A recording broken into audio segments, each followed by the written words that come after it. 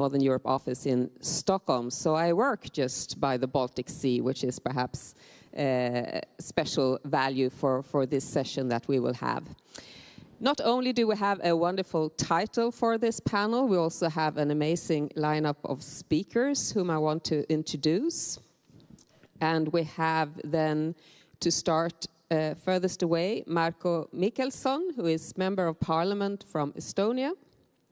We have Jacek Siewiera, who is former head of the National Security Bureau to the President of the Republic of Poland. They had that position for quite some years here. Then we have Tuppurainen, who is Member of Parliament, the Committee on Foreign Affairs of Finland. And then we have Antoine de Braquillange, who is a Helsing company managing director. All very welcome. Please give them a warm applause. So I wanted to start actually by also introducing the Baltic Sea, since this is the topic of our discussion. And I wanted to start by engaging you. So how many of you in the audience have been by the Baltic states? You can just raise your hand. Yes, well, quite a few, perhaps 50% or so. The Baltic Sea, I live by it, I work by it, so it's part of also my research. I'm very much engaged. But the shallow waters, I think it's interesting, as in the title. The average depth is 55 meters in the Baltic Sea. And the deepest part, which we're diving into, 559 meters. It's also mixed water, sweet water, salt water in layers, which makes it difficult to navigate. It's an isolated sea. The only passage to the Baltic Sea is through the Danish Straits. The distances are short. It's a 1-hour flight between Stockholm and any of the Baltic states, which means that the security interdependence is high. Sweden has by far the longest coastline, and with Sweden, Finland, Estonia, Latvia, Lithuania, Poland, Germany, and Denmark, all Baltic Sea states, all NATO members, we finally in 2024 got that NATO lake that we had, discussed, and some have wanted for many years. Russia does not have much left. It's Kaliningrad and St. Petersburg. But I also have in my mind a warning that the Swedish Chief of Navy at that time, Eva Skog Haslum, said, you know, I don't like the concept of a NATO lake, she said, because the Russians are still there. We meet them every day.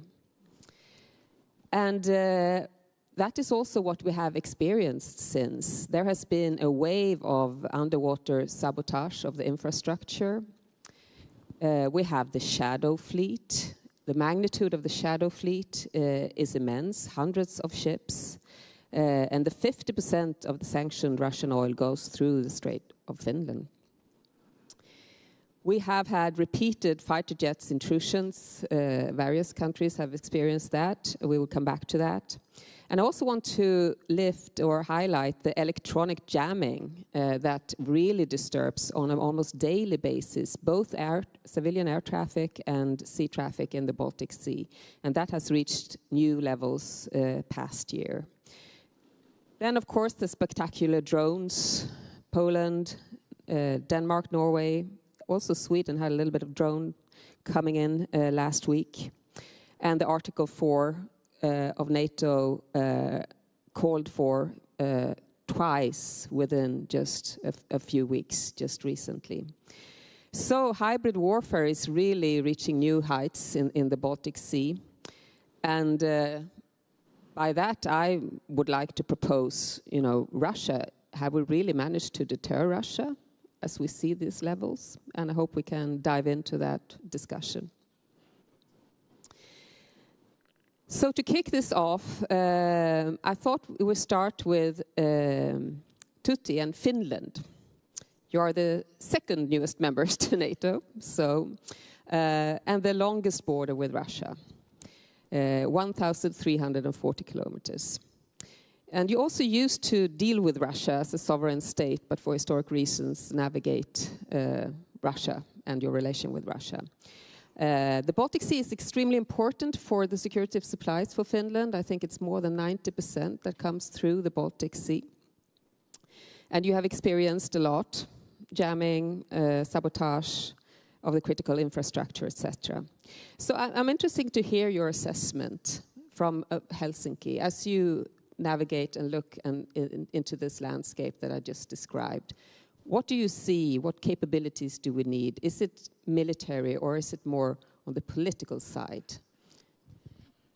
Thank you, Anna, and I would like to kick off this panel by underlining the importance of the Baltic, and I think it's highly timely that we discuss the Baltic Sea and its importance here in the Warsaw Security Conference. The Baltic is where I also live and work. It is what nurtures us. Without the sea lanes of the Baltic, we Finns would practically starve to death. So that is how important it is to us. And referring to the concept of NATO lake, of course we are proud that Finland and Sweden have joined NATO. Thank you for taking us along to the greatest alliance of the world. But I would warn us to be too complacent about our domain in the Baltic. Let us remember that the Baltic and the Gulf of Finland and the Danish Straits are also vital, as you said, for Russia. And that is actually what I would like to highlight a bit more, because when we are connecting the dots, the separate incidents that we constantly notice in the Baltic area, we should understand that it's part of a bigger plan.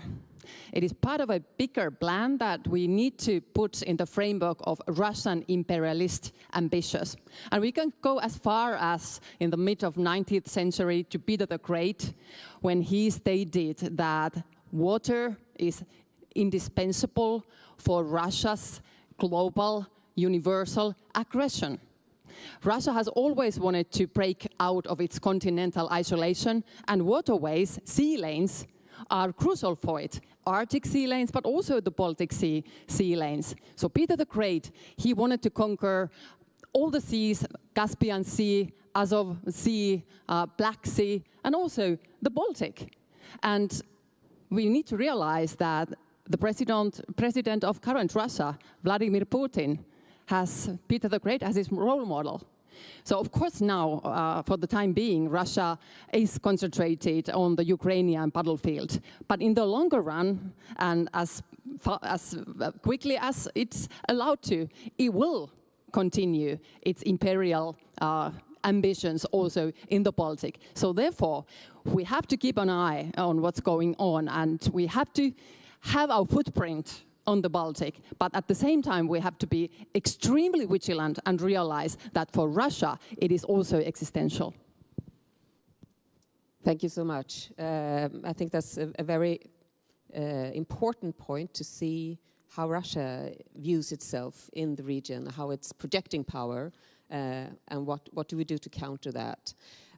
Marko, Estonia has experienced this just very recently, calling for Article 4 consultations within NATO after a 12-minute long intrusion, a violation of Estonian airspace by 3 Russian fighter jets the other week. And that wasn't the first time in 2025 or easier. I remember I was at the Lennart Meri conference this spring, and we discussed an intrusion by a Russian jet fighter because Estonian Navy had escorted a shadow fleet vessel, and Russia intruded to kind of signal for that situation that it was guarding it as well. So also quite spectacular, I would say. But after these Article 4 consultations, we heard NATO and Secretary General Rutte say that it was not clear whether this was intentional or not. Could have been incompetence, I think he used as a word. What's the Estonian view on the situation that you had experienced, and how you see the Baltic Sea? Yeah, thank you, Anna. It's a good question. Actually, I would like to start with a very positive note. Actually, let's think back, in 2004, when Estonia, together with other Baltic nations became members of NATO. What kind of situation we had that time in terms of deterrence, what happened around us in the Baltic Sea as well, and compare where are we at the moment. In 2004, when we joined, we didn't have even for 4 years or so defense plans from our allies. Only Russia's war against Georgia woke up NATO that, something should be done. It cannot be deterred only by good word. So, but today, when we see that all those nations around the Baltic Sea, a part of Russia, of course, are members of NATO, are sharing the same sort of security arrangement and are ready to fight tonight together for each other's sovereignty and freedom. Then, and this is the first time ever in our history for our region that we are so united, Nordic and Baltic countries. This itself is very strong declaration of unity and stability in the Baltic Sea region. And what has happened recently during the last couple of years, during this full-scale war Russia launched against Ukraine and against West, because, you know, as Prime Minister Tusk said yesterday morning, this is our war. We have to be very clear. Russia would like to destroy not only Ukraine, but also NATO. And their imperial ambitions are pretty strong. And we should not underestimate their readiness to go for a long time. But I go back to those moments we had just recently. I think what we witnessed was very good cooperation among allies. Finnish fighter jets actually was the first ones who approached those MiG-31s who came up from Besovets and started to go to Kaliningrad, but suddenly turned into our airspace and stayed there, as you know, for 12 minutes. And then Italian fighter jets, F-35s, who are in Estonia right now on a rotational basis, they did by their protocol what had to be done. And plus, of course, Swedish Air Force was ready to welcome Russians in their area of navigation. So that worked perfectly well, actually. And we are a completely better situation than perhaps 10 or 20 years ago. And what followed, we called Article 4 consultations. And actually, prior to that, we had the opportunity also to bring this question up as Poland did to also the United Nations Security Council during this big week last week. We had very strong, again, unity rallied by 50+ countries who issued a joint statement in support of Estonia, but in very much putting Russia in corner in terms that their lies didn't make any sense.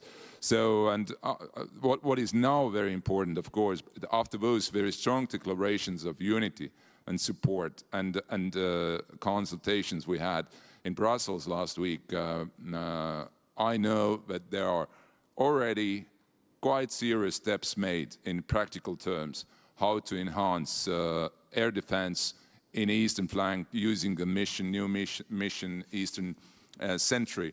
But there are one very critical element what is still missing. The traditional air defense today doesn't work anymore as full deterrence, as we know, and as we have seen in case of incursion of drones to Polish airspace, what has happened recently in Denmark, in Norway, and I really hope that those who do that are not aiming to destroy one of commercial airlines and cause catastrophe. So we have to act solidly together here, and I hope that what allies do in protection of Danish airspace during upcoming high-level meeting in Copenhagen is going to be just a first step in order to bolster our common defense. Thank you so much. Yes, it's an interesting example that we see in Denmark now, where hosting a high-level meeting tomorrow, we have Sweden, I think Finland, the Netherlands, was it also Norway, and some others, providing anti-drone capability to Denmark to protect. And that could probably be a start of a concept that can be used as we also scale up, of course, anti-drone capabilities nationally.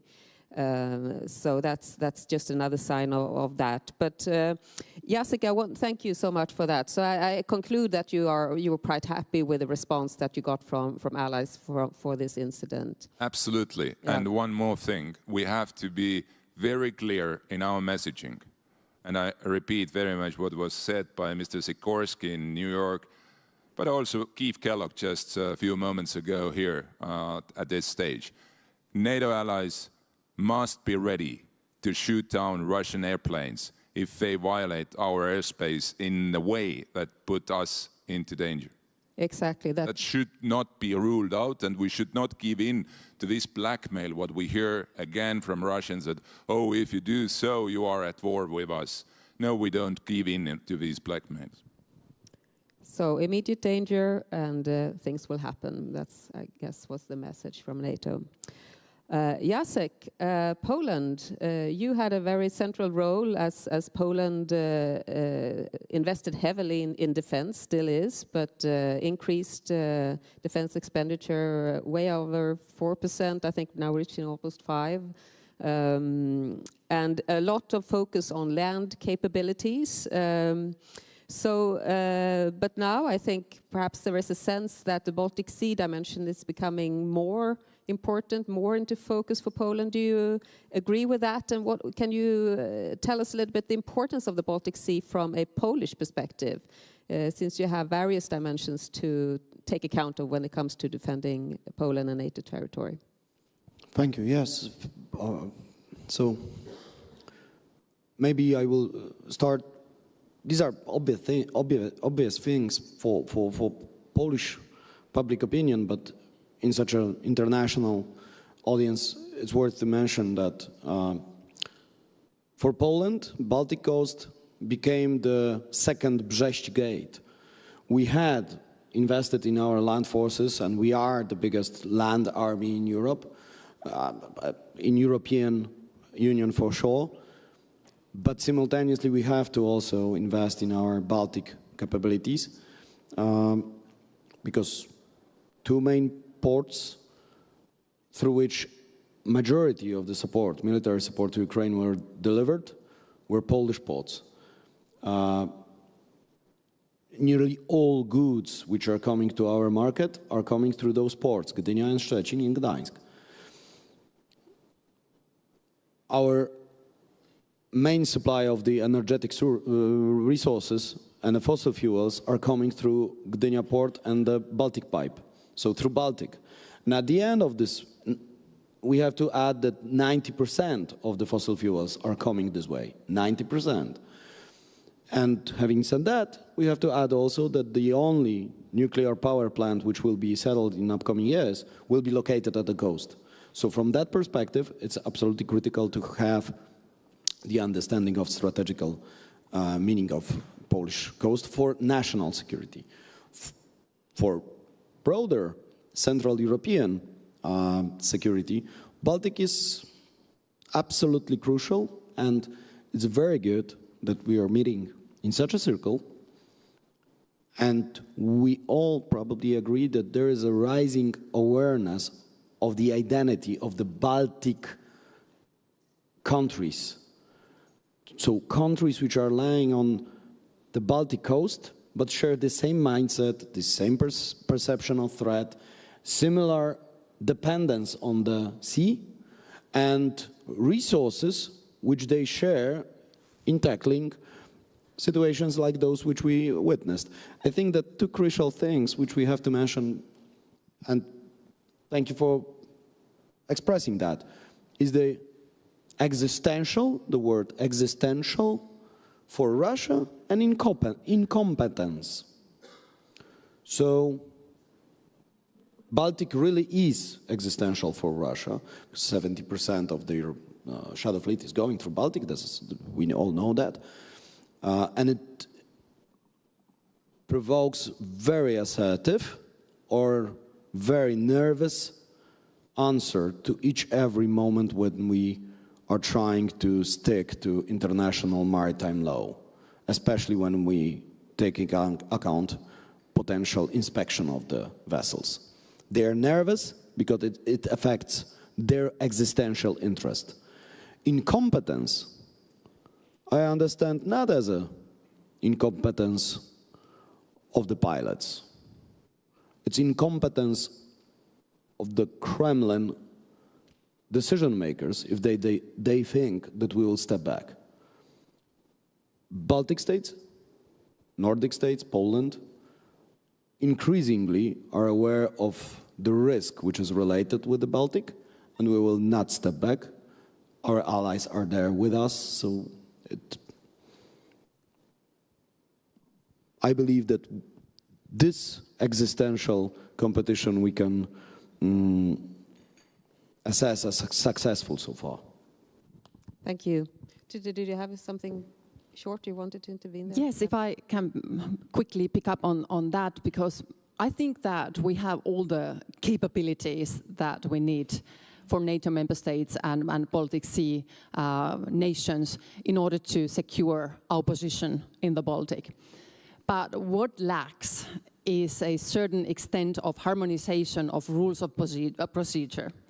What to do when an event hits us. We still don't have a uniform manner to react on Russian hybrid attack. And that is perhaps an issue that we need to address among the allies and among the Baltic Sea nations, that we could interpret the international law of the seas in a uniform way, and we could have national regulations that are, equal to other member states' national regulations, and also the monitoring powers of our authorities in our economic waters could be also similar. That would increase our capabilities to respond to Russian hybrid attack. And I also believe, and I would like to underline how important it is not to say everything out loud, because Russia is of course expecting us to provoke in order to use that as an excuse to go beyond and go further. So we should have, the nerves to keep some level of strategic ambiguity in what we do. Of course, prepare for the worst and be very clear among ourselves that we are ready to retaliate if necessary, shoot down if necessary, but do it in a way that does not leave us in the position that we would be provocative, because Russia would certainly utilize that against us. Yeah, good point. And I want to come back a little bit to the political forum side. I think that's interesting also to discuss. But first I want to dig deeper into the capabilities and invite Antoine into the discussion. Because as I have looked at the Baltic Sea region, and I've written about this as well, I think it's, why don't we create ourselves a deterrence by denial bubble over the region? We talked a lot about Russia's deterrence by denial, anti-access area denial capabilities. Sometimes almost, at least fearing them to some extent. But if we secured our own air and missile defense, for instance, if we invested in our ISR capabilities, joint practices, exercises, we would come a long way. I think we are moving in that direction, but as we're pointing out, there are still gaps that also needs to be filled. Layered anti-air defense, for instance, and I think ISR, perhaps not the capabilities, but the sharing of the information could possibly be quicker and more frequent at the regional level. But Antoine, what else do you see as Helsing works with the new technology, the forward-leaning? What can we do? And that has been a big discussion also. What can we do cheaper and quicker? Do we have to take down drones that just cost a fraction of what it costs to build a fighter jet? I mean, this is a mismatch of resources. When you look at the Baltic Sea region and the challenges that we just described, what can new technology bring as you see it? Thank you, Anna, for this question and the invitation on the great panel. So maybe to complement what was said and to give the perspective of a European defense AI company when we tackle these challenges, I think we can do smarter than what you described. First, I think we have to recognize that the threats that are happening today, they don't require just an evolution of the things we've been doing in the past. I think it has to come with a shift, with a new paradigm. You know, we've talked about it. The Baltic Sea has been increasingly subject to geopolitical tension and activity. For us, it's a new way of looking at maritime security as a whole. The threats are more and more complex and hybrid, so you have crewed vessels, uncrewed vessels, above the surface, underwater. And so that's very hard for our critical underwater infrastructure. So the NATO lake is actually an area of conflict today. And I think this is important to note. The traditional methods that we've used in the past, they don't keep up, you know, with these evolving and dynamic threats. You know, what does that mean for our maritime lifelines? But most importantly, for our situational awareness overall. Do we know what's happening underwater? Do we know at any given time what is happening? And I think that's a very important part that we should tackle. So when we look at what's happening as a technology company, the Baltic Century Initiative is great. It's going in the right direction. It creates partnership, interoperability. These go into the right directions, but when you look at the programs, they're still very slow and expensive. And it shows some of the vulnerabilities that we have with limited number of naval assets, and these naval assets being stretched by these dynamic threats that constantly evolve. So, you know, what do we do? What's our vision as a company, I would say? For us, I think it's important, we believe that the technology is here. It's mature enough, the technological breakthroughs have occurred to make the Baltic Sea somewhat transparent, to turn on the lights underwater. Situation awareness, I just mentioned it, is critical in all domains. Of course it is in maritime as well, and what we do is leverage artificial intelligence and autonomy to create basically an intelligent, persistent, scalable network of sensors to be able to map and have situational awareness over large areas of the seas. Why do we need this, you know, as Baltic democratic countries and as European? Well, it's critical to know what's happening under our waters. It's important to do it at any time, anywhere, and at a fraction of the cost that we see today. You know, given budget constraints, given speed, we cannot afford the same procedures that we had in the past. And where I may slightly disagree with you or have a different perspective, I would believe that implementing and demonstrating this continuous situational awareness and communicating about it and not hiding it should be a core part of our strategic signaling and of our conventional deterrence. And I think it's achievable. Thank you. Well, it makes me, this is an interesting discussion, what signaling and what resources we have and how we do the signaling most efficient. I have a great example. It's also a bit of a cultural difference, I think, between countries. When Sweden and Finland, for instance, who are very close in defense cooperation, we did completely different in winter 2022, it was. When the situation got worse and worse, and we were all realizing that Russia would invade Ukraine, I think it became more and more quiet from Finland. We had basically, even though we have close contacts, we hardly knew what the Finns were preparing.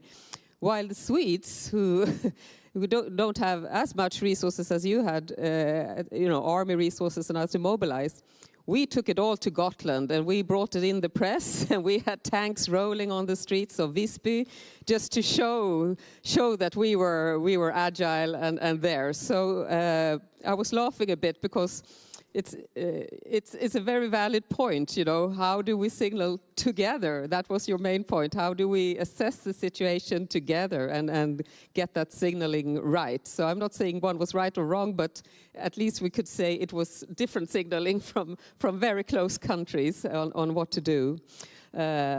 Yeah. Yeah, yes, definitely. We Finns usually we keep calm and carry on, and we make sure that we achieve our goals.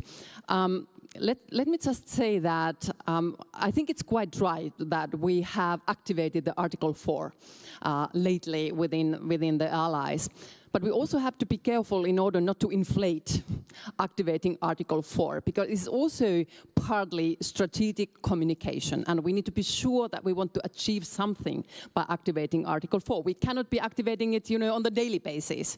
So there should be somewhat a threshold when activating that, and obviously the threshold of activating Article 5 should be ultimately high.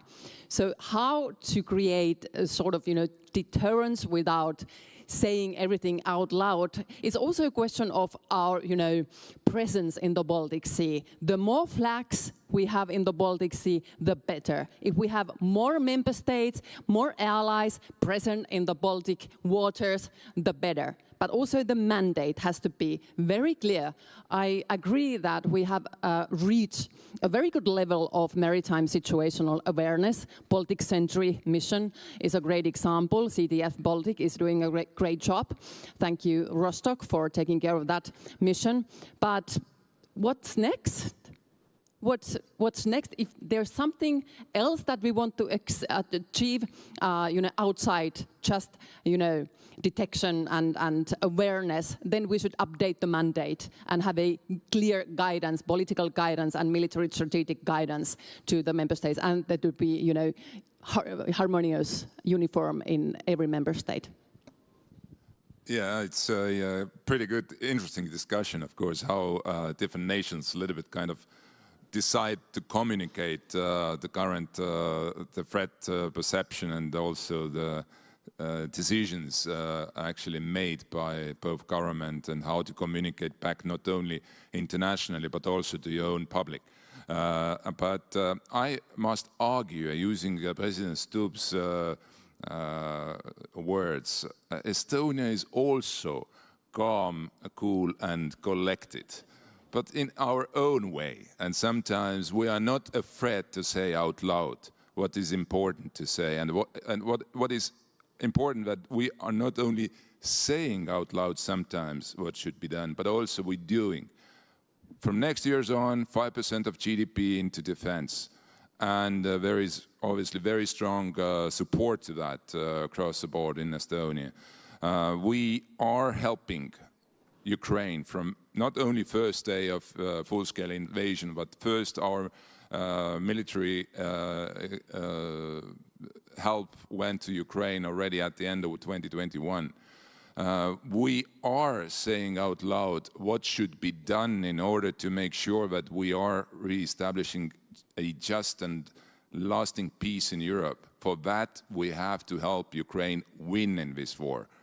Only defeat of Russia's aggression against Ukraine will help us also to make our part of the world, Baltic Sea, much better off in terms of deterrence and also stability and security. And last but not least, I think this cooperation, what is going on among nations across Baltic countries, Baltic Sea right now, plus NATO's mission, Baltic Sentry, has helped a hell of a lot to diminish the tensions from Russia. Yes, it's not over, it's not perfect yet, but I think that here we learn constantly where are our deficiencies and how to improve better censoring systems, how to be aware what is happening in the Baltic Sea waters, but also deter physically, both with traditional old-type vessels, but also with modern sea drones. Plus also the capabilities what we have. I tell you, I don't reveal any major secret here. Alone Estonia has capabilities to sink entire Baltic fleet within a certain time, let's say. So I think that they know that their kind of capabilities are limited, but most importantly, of course, our interest is to act in deterrence measures responsibly, but Russians must know that there are consequences if they going to repeat. And last but not least, on this Article 4 and this what happened in our airspace. This was unprecedented. Yes, we have them going into a certain corner in our airspace for a few seconds previously as well, but what they did this time, this happened, the kind of scale of that was last time sort of 22 years ago. In 2003, October, they flew also with fighter jets into our airspace, 6 months prior our membership in NATO. Nothing like that happened since, and please help me, tell me, which NATO country had a Russian fighter jets in their airspace for 12 minutes?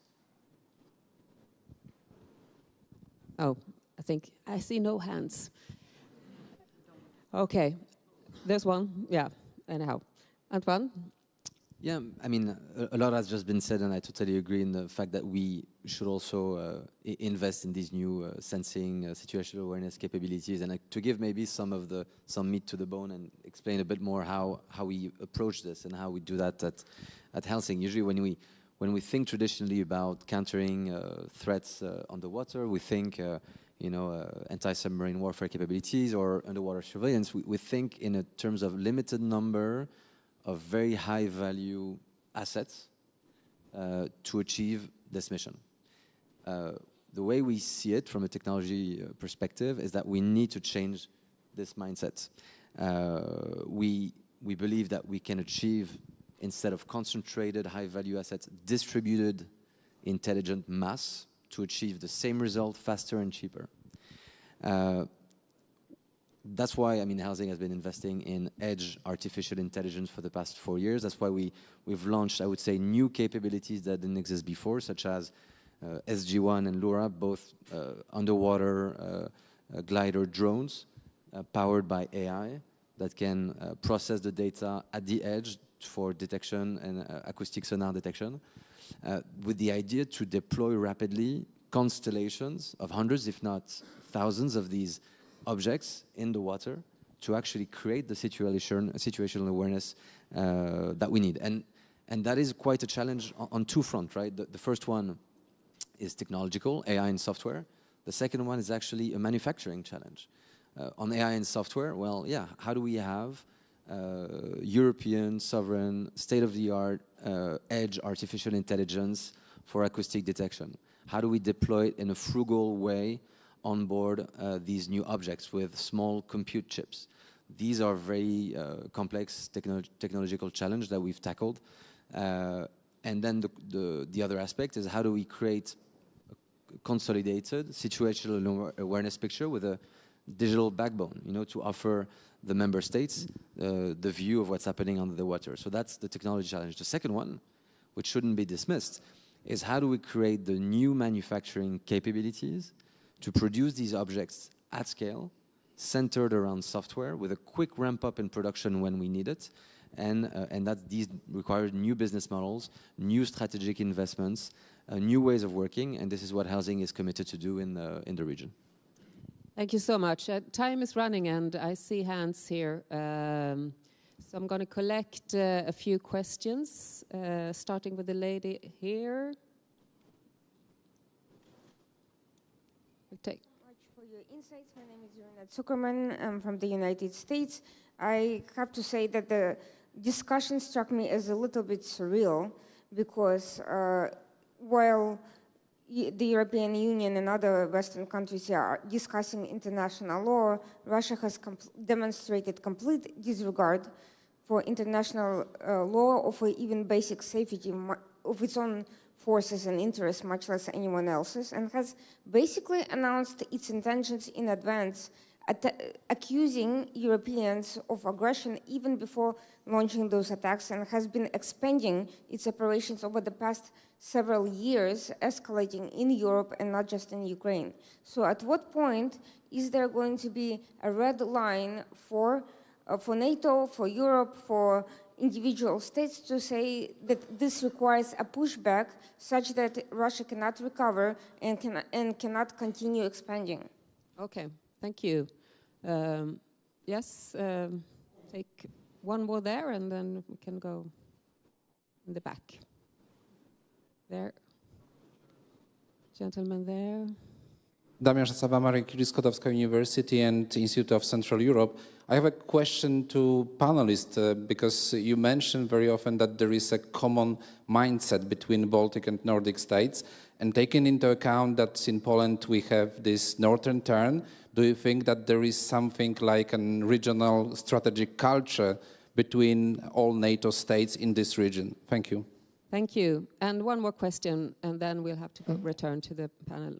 Yes.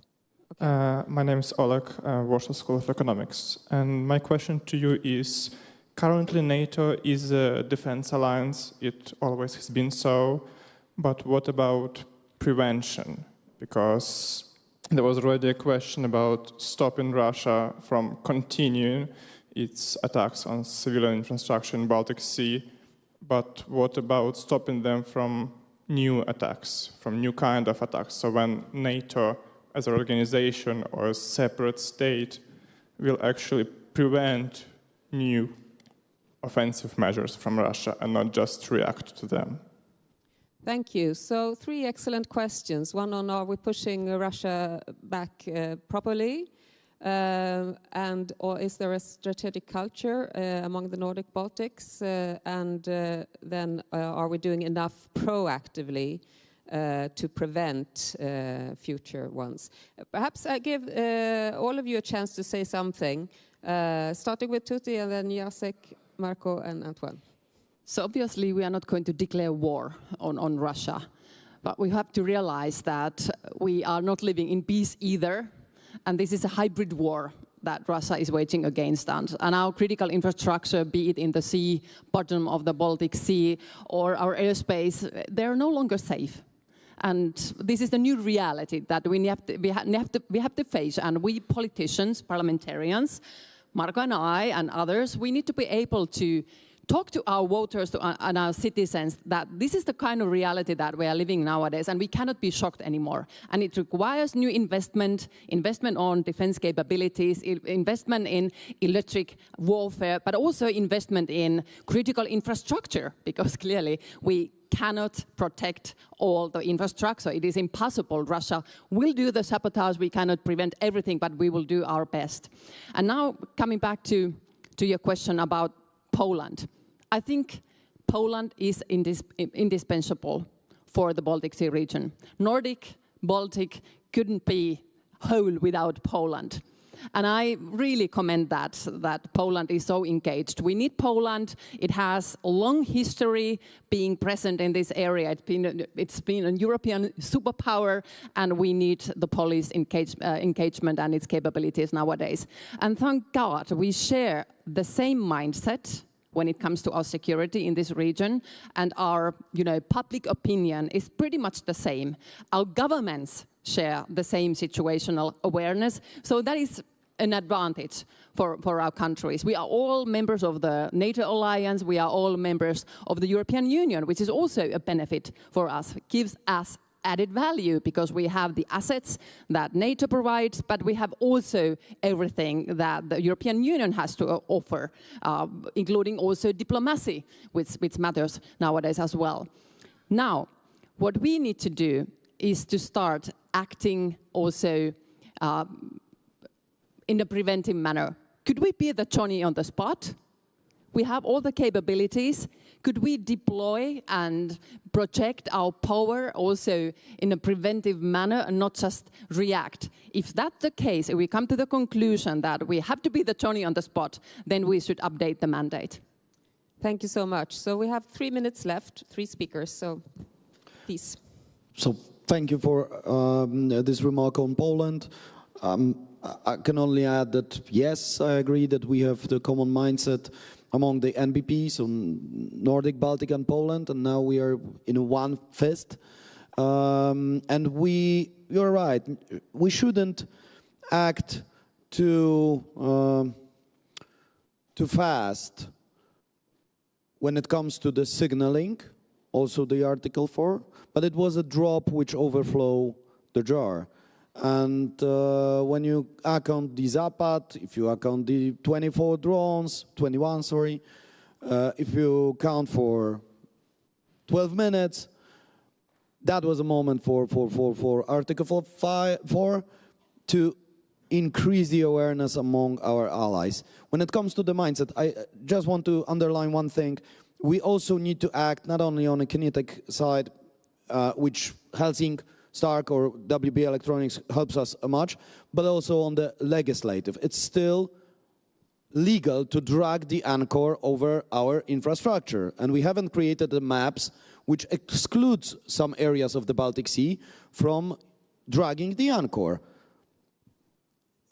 It's a problem because you can inspect the ship, you can arrest it. According to international law, you can sell the cargo, you can sell the vessel. Some centuries ago, you could even sell the crew.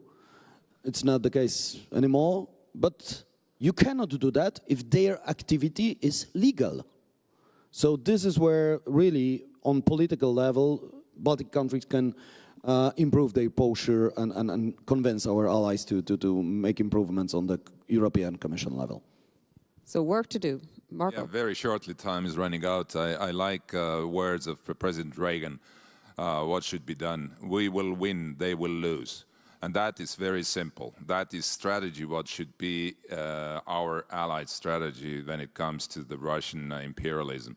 But very shortly, I think where we can be preemptive and actually not reactive but proactive is to unleash our real support to Ukraine. Real support that could allow them to change the situation on a battlefield. Otherwise, we will keep having these sort of aggressive, provocative actions from the Russian side. And last but not least, on the Baltic Sea, dear friends from Denmark, please consider to change status for ships which are not injured or flagged to let them into the Baltic Sea. Copenhagen Convention from 1857 allows that to do. Great. So we're on red here, but Antoine, from an innovative company. Well, in a very few seconds, I mean, I heard something about do we have a common strategic culture? Well, if we don't have it, we must create it. I mean, just as a parallel, you know, what we're doing at Helsing, we're creating a European defense AI company. We have German colleagues, British, Ukrainian, Estonian, French. We're creating new capabilities. Sometimes it's hard, but it's indispensable. We believe Europe can be strong, autonomous, and united. Otherwise, the theme of the day, divided we fall, will be reality, and we don't want that.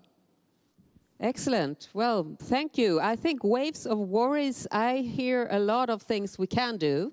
I hear some will to do it. So I think let's not be too pessimistic here and take these proposals and make them real. I think that's the way forward. Just keep on working towards winning. Thank you. Please join me in thanking the panel.